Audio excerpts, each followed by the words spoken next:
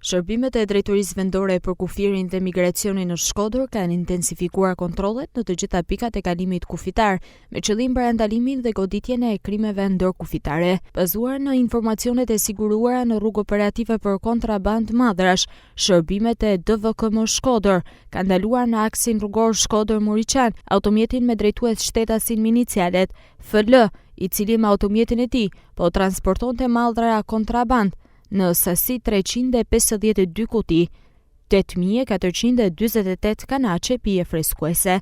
Në vijim të veprimeve për këtë rast, u arrestua në flagrancë shtetasi me inicialet FL 46 vjeç banues të Shkodër për veprën penale, kontrabanda me mallra të tjera. U referuan materialet të prokurori, ku nisi procedimi për veprën penale, shpërdorimi detyrës për shtetasit me inicialet IK 32 vjeç dhe GK 53 vjeç, të dy me detyrë kontrollor në doganën e Muriçanit. Mallrat e automjeti u sekuestruan në cilësinë e provës materiale. Materialet procedurale ju referuan prokurorisë pranë gjykatës së shkallës së parë të jurisdiksionit të përgjithshëm Shkodër për veprime të mëtejshme.